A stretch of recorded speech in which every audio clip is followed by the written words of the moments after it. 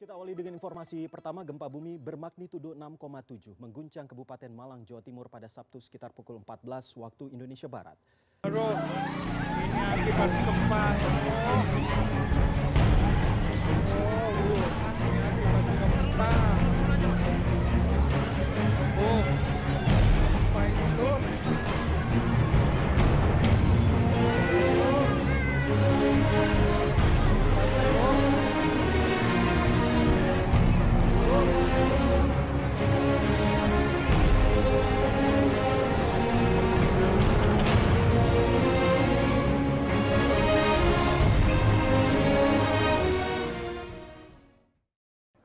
Puji Tuhan, Airene, salam sejahtera dalam Tuhan Yesus Kristus. Kembali bersama saya dalam Renungan Eklesion. Kiranya berkat Tuhan limpah atas kita semua. Amin. Jemaat yang dikasihi Tuhan, belum selesai duka cita dan doa kita untuk saudara-saudara kita di NTT dan NTB yang dilanda siklon Seroja, hujan dan banjir bandang. Kita kembali dikejutkan dengan gempa bumi bermagnitudo 6,7 yang mengguncang Kabupaten Malang dan sekitarnya.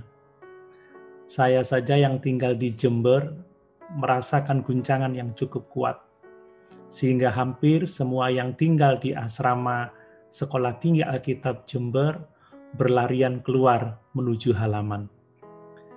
Saya melihat berita yang menyatakan bahwa ada banyak korban jiwa dan materi yang dialami saudara kita baik di Kabupaten Malang maupun Lumajang yang menambah duka cita di tengah pandemi COVID-19 ini.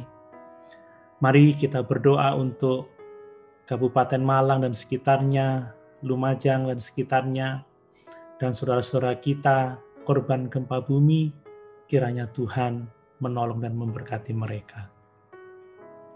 Jemaat yang dikasihi Tuhan, semua bencana dan penderitaan yang sedang terjadi saat ini jelas mengingatkan kita untuk tidak mendasarkan sukacita atau kebahagiaan kita pada hal-hal yang sifatnya sementara yang bisa dengan cepat diambil dari kehidupan kita. Seperti manusia, harta kekayaan, dan banyak hal lainnya yang fana. Orang-orang yang kita kasihi dan mengasihi kita, harta benda dan kekayaan, dan apapun juga yang kita miliki di dunia ini adalah pemberian Tuhan yang sangat baik. Tetapi kita harus sadar bahwa suatu waktu akan diambil dari kita. Itu sebabnya kita harus belajar pada Tuhan tentang bagaimana kita bisa menghadapi semua penderitaan tersebut dan belajar mendasarkan sukacita kita pada hal-hal yang bersifat kekal, yaitu persekutuan dengan Tuhan. Jemaat yang dikasihi Tuhan, mari pada kesempatan ini kita merenungkan firman Tuhan dalam Injil Yohanes pasal 16 ayat 16-24 yang mengajarkan kepada kita tentang Tuhan Yesus yang bangkit dari kematian itu. Dia berjanji akan mengubah duka cita kita menjadi sukacita kekal. Untuk itu, saya akan membacakan untuk kita semuanya Injil Yohanes pasal 16 ayat 16-24. Demikian firman Tuhan. Tinggal sesaat saja dan kamu tidak melihat aku lagi, dan tinggal sesaat saja pula dan kamu akan melihat aku. Mendengar itu, beberapa dari muridnya berkata seorang kepada yang lain, apakah artinya ia berkata kepada kita, tinggal sesaat saja dan kamu tidak melihat aku, dan tinggal sesaat saja pula dan kamu akan melihat aku, dan aku pergi kepada Bapa? Maka kata mereka, apakah artinya ia berkata, tinggal sesaat saja? Kita tidak tahu apa maksudnya. Yesus tahu bahwa mereka hendak menanyakan sesuatu kepadanya, lalu ia berkata kepada mereka, Adakah kamu membicarakan seorang dengan yang lain apa yang kukatakan tadi, yaitu tinggal sesaat saja dan kamu tidak melihat aku, dan tinggal sesaat saja pula dan kamu akan melihat aku? Aku berkata kepadamu, sesungguhnya kamu akan menangis dan meratap, tetapi dunia akan bergembira. Kamu akan berduka cita, tetapi duka citamu akan berubah menjadi sukacita. Seorang perempuan berduka cita pada saat ia melahirkan, tetapi sesudah ia melahirkan anaknya, ia tidak ingat lagi akan penderitaannya karena kegembiraan bahwa seorang manusia telah dilahirkan ke dunia. Demikian juga kamu sekarang diliputi duka cita, tetapi aku akan melihat kamu lagi, dan hatimu akan bergembira, dan tidak ada seorang pun yang dapat merampas kegembiraanmu itu daripadamu. Dan pada hari itu kamu tidak akan menanyakan apa-apa kepadaku. Aku berkata kepadamu, sesungguhnya segala sesuatu yang kamu minta kepada Bapa akan diberikannya kepadamu dalam namaku. Sampai sekarang kamu belum meminta sesuatu pun dalam namaku. Mintalah, maka kamu akan menerima, supaya penuhlah sukacitamu. Jemaat yang dikasihi Tuhan, ayat-ayat tersebut menceritakan percakapan Tuhan Yesus dengan para murid menjelang penangkapan dan penyalibannya. Tuhan Yesus pada waktu itu dia mempersiapkan para murid untuk menghadapi duka cita yang sangat besar. Karena beberapa jam ke depan, para murid akan melihat Tuhan Yesus ditangkap, disiksa, dan disalibkan. Penyaliban Tuhan Yesus benar-benar akan memporak-porandakan dunia para murid pada waktu itu. Karena pengharapan mereka akan Mesias hancur. Para murid telah mempertaruhkan seluruh hidupnya pada Yesus yang mereka imani sebagai Mesias yang Israel nantikan. Baru saja mereka melihat Yesus diterima dengan luar biasa di Yerusalem, Yesus dielu-elukan dengan seruan Hosana, diberkati yang datang dalam nama Tuhan. Tetapi tidak lama sesudah itu, Yesus disalibkan. Nah, untuk itulah Tuhan Yesus mempersiapkan para murid dengan mengatakan bahwa sesaat lagi mereka akan berduka cita karena penyalibannya, tetapi sesaat kemudian mereka akan bersuka cita karena kebangkitannya. Dan Tuhan Yesus yang bangkit itu menjamin bahwa apa yang mereka doakan dalam namanya akan diberikan kepada mereka. Melalui kebenaran ini, saya akan mengemukakan pesan firman Tuhan bagi kita saat ini, yaitu bahwa Tuhan Yesus yang bangkit dari kematian, disalib karena dosa-dosa kita, akan mengubah duka cita kita menjadi sukacita kekal saat kita percaya dan berdoa kepadanya.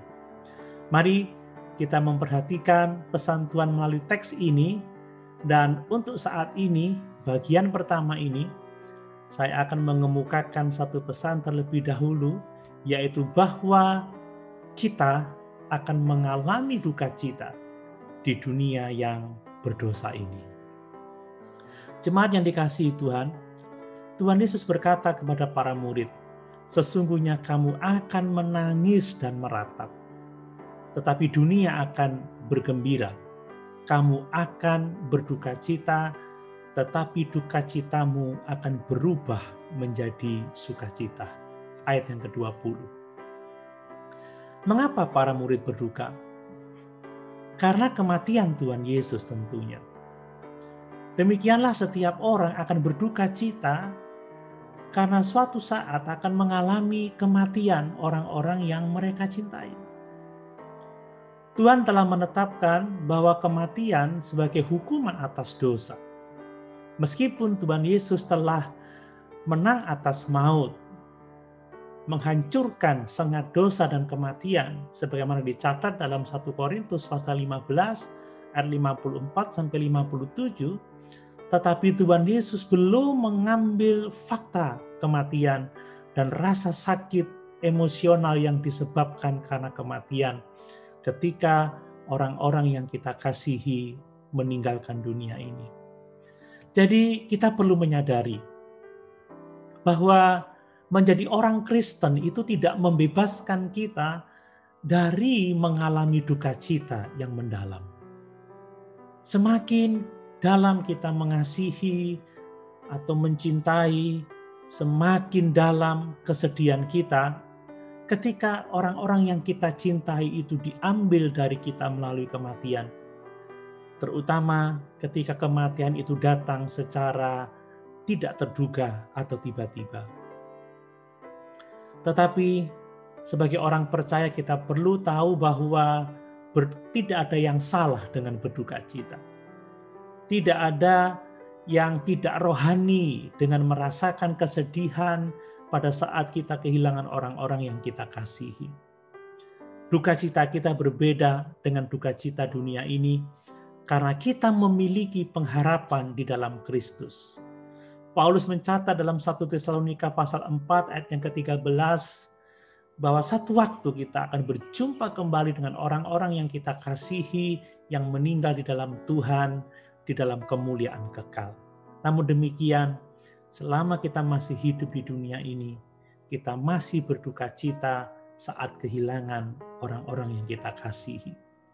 Dalam Yesaya pasal 53 ayat yang ketiga, digambarkan tentang Tuhan kita Yesus Kristus sebagai orang yang penuh dengan kesengsaraan dan menderita kesakitan. Jadi tidak ada yang salah dengan berduka cita. Tidak ada yang salah kalau kita mengalami kesedihan karena kehilangan orang-orang yang kita kasihi. Orang yang beriman, orang yang saleh tidak membuat dia terlindungi dari mengalami kesedihan yang mendalam. Tetapi di tengah-tengah kesedihan kita harus datang kepada Tuhan, kita harus mencari penghiburan kepadanya, sebab dialah sumber segala penghiburan kita. Puji Tuhan.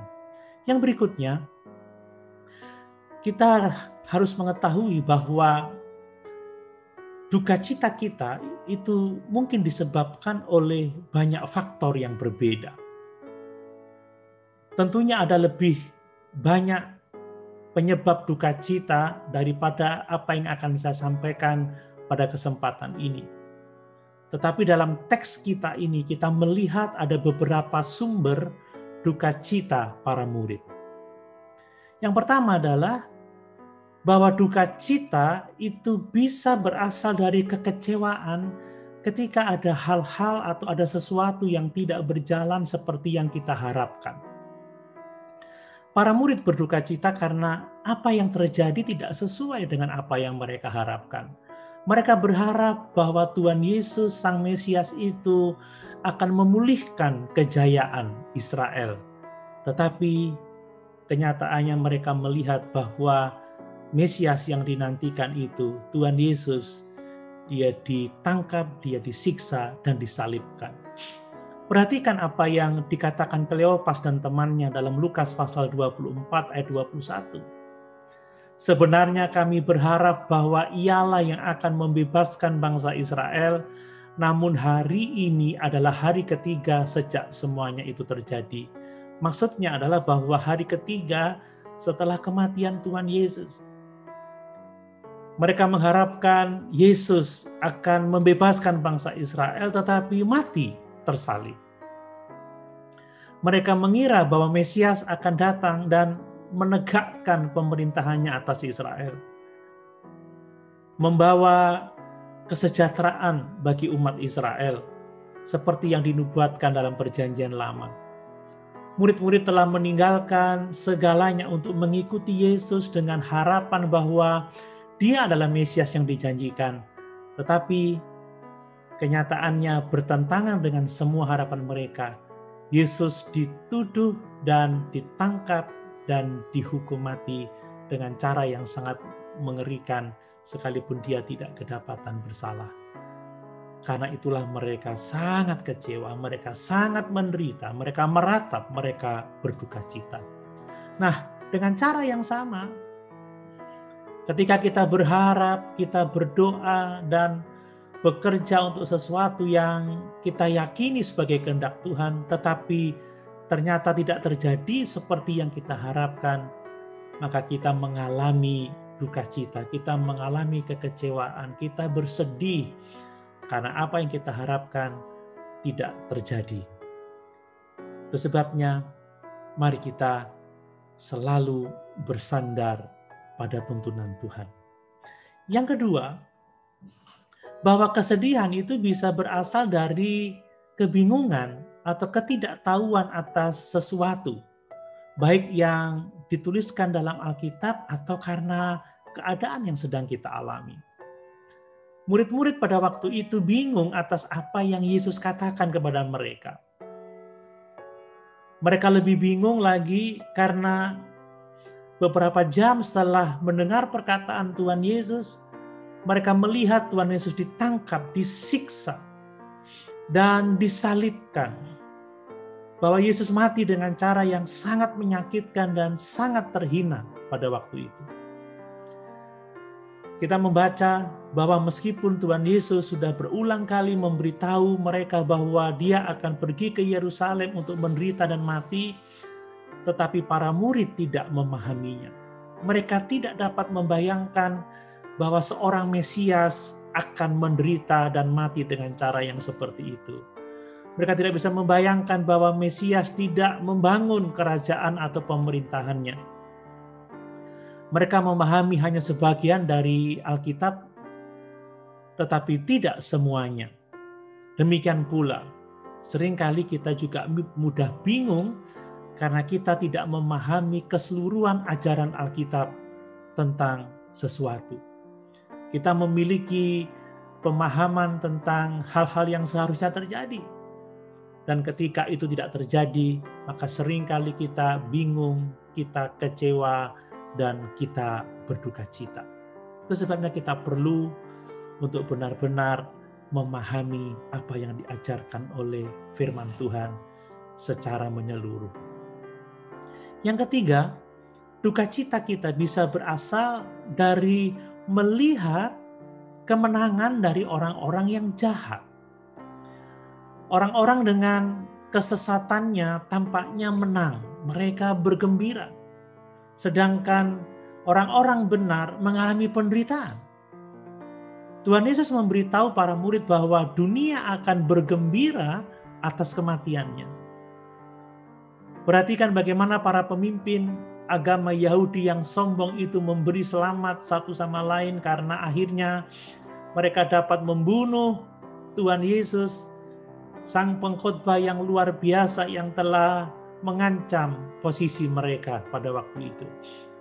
Di zaman kita saat ini, ketika kita melihat kejahatan yang mengerikan dari para teroris, saat mereka bersuka cita, saat mereka bergembira atas kematian orang-orang yang tidak bersalah, kita merasakan duka cita, kepedihan yang sangat mendalam. Yang keempat, kesedihan juga bisa berasal dari kita hidup di dunia yang sudah berdosa ini. Karena dosa Adam, seluruh ciptaan menjadi sasaran kesia-siaan dan kematian. Meskipun Kristus telah menaklukkan dosa dan kematian di kayu salib, kita masih hidup di dunia yang berdosa. Kita masih hidup dengan tubuh jasmani yang masih takluk pada penyakit dan kematian. Kita masih harus berjuang melawan kedagingan yang rentan terhadap dosa. Tentunya dengan akibat-akibat yang sangat menyakitkan. Ketika orang lain berdosa terhadap kita, kita menderita duka cita dan kesedihan. Terkadang rasa sakit yang dalam membutuhkan waktu yang cukup lama untuk dapat disembuhkan. Menjadi orang Kristen tidak menghalangi kita untuk mengalami kesedihan, rasa sakit seperti itu. Tetapi jangan khawatir, jangan takut, jangan gentar. Kita memiliki Tuhan Yesus yang telah mati karena dosa-dosa kita dan yang telah bangkit dari kematian. Dia telah berjanji akan mengubah duka cita kita menjadi sukacita kekal. Untuk itu, saat-saat kita mengalami penderitaan, datanglah kepada Yesus dan temukanlah penghiburan di dalam Dia. Haleluya! Tuhan Yesus memberkati.